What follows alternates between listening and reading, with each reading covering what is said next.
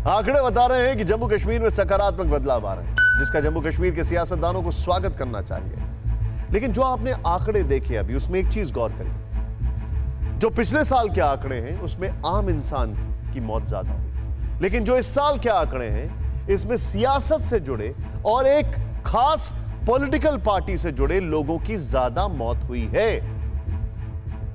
हैरानी इस बात से होती है कि घाटी के सियासी परिवारों को ना तो आतंक पर लगाम बर्दाश्त हो रही है, ना रोज रोज में पथराव पर शिकंजा कसना बर्दाश्त हो रहा है, ना अपने लोगों की जान बचाना बर्दाश्त हो रहा है। क्या यह कहा जा सकता है? क्या यह कश्मीर को अपनी जागीर समझने वाले कुछ नेताओं की लालच की लड़ाई है? आज यह फिक्र इसलिए उठ रही है कि आज कश्मीर में एक बार फिर बीजेपी के 3 कार्यकर्ताओं को गोलियों से भून दिया गया।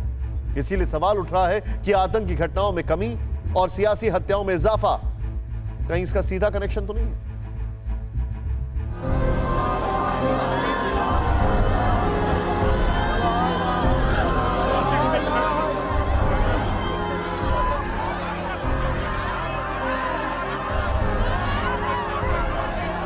जिन लोगों ने भी ये जुल्म किया है वो बच नहीं सकते।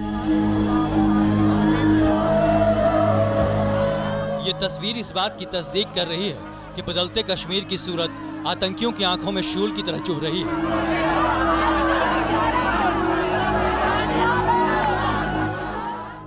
क्योंकि कश्मीर से आर्टिकल 370 खत्म होने के बाद से आतंक की फैक्ट्री पर ताले लग रहे हैं। आतंक की खेती करने वालों के मंसूबे दम तोड़ रहे हैं और इसी बौखलाहट में आतंकियों ने गुरुवार की रात कुलगाम में बीजेपी के 3 कार्यकर्ताओं की हत्या कर दी।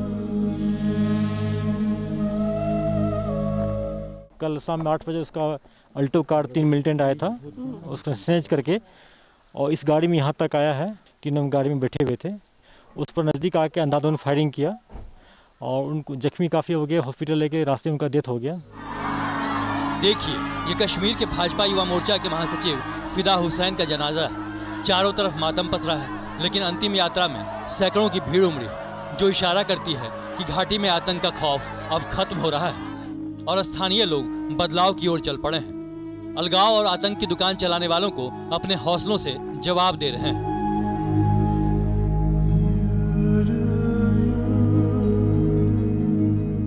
हमारे नौजवानों को शहीद कर दिया गया, इसकी हमें तकलीफ है। जिन लोगों ने भी ये जुल्म किया है वो बच नहीं सकते। कानून तो अपना काम करेगा, लेकिन ऊपर वाला भी, खुदा भी उनको कभी माफ नहीं करेगा जिन्होंने बेगुनाह लोगों का कत्ल किया। यहाँ सवाल ये उठता है कि कश्मीर में बीजेपी नेताओं और सरपंचों की हत्या क्यों हो रही है।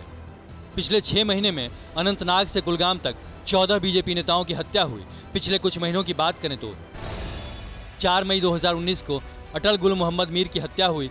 5 जुलाई 2019 को पुलवामा में शबीर भट्ट, इसी साल 30 जून को शोपियां में गौहर भट्ट को आतंकियों ने मार डाला। 6 जुलाई 2020 को काजीगुंड कुलगाम में सज्जाद अहमद की हत्या हुई। 8 जुलाई 2020 को वसीम बारी, उनके पिता और भाई को बांदीपोरा में मार डाला गया, जिसके बाद बीजेपी के कई नेताओं ने इस्तीफा दे दिया था। 10 जुलाई को बडगाम में अब्दुल हमीद नजर को मार डाला।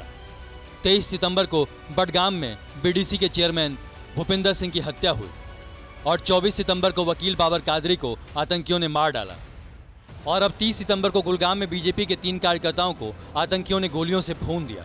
बीजेपी कार्यकर्ताओं पर आए दिन कश्मीर घाटी में हमले हो रहे हैं, उसके चलते लगातार यही सवाल है कि आखिर इनकी सुरक्षा के हवाले से प्रशासन और जम्मू कश्मीर पुलिस अब तक कोई ठोस कदम क्यों नहीं उठा पा रही है। क्योंकि जिस तरह खदशा था कि भाजपा कार्यकर्ताओं पर इस तरह के हमले हो सकते हैं और लगातार इस तरह के हमले बांडीपोरा, शोपियां, बडगाम और उसके बाद साउथ कश्मीर के अलग अलग इलाकों में, अब कुलगाम में सामने आया है, तो परिवारजनों का यही कहना है कि आखिर इनका कसूर क्या था। ये वो तमाम लोग थे जो ग्रास रूट लेवल पर काम करते थे, लोगों के बीच जाते थे और सबसे ज़्यादा सॉफ्ट टारगेट यही लोग इन हमलों के बनते हैं।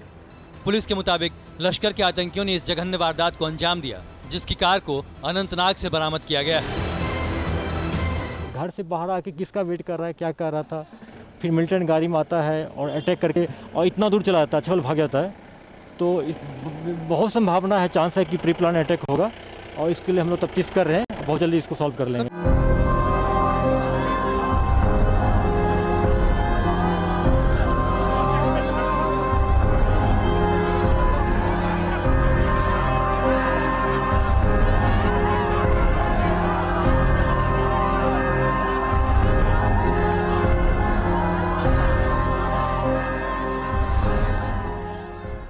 न्यूज टॉप 9 रोज सुबह 7 बजे और शाम 7 बजे सिर्फ TV9 भारतवर्ष पर।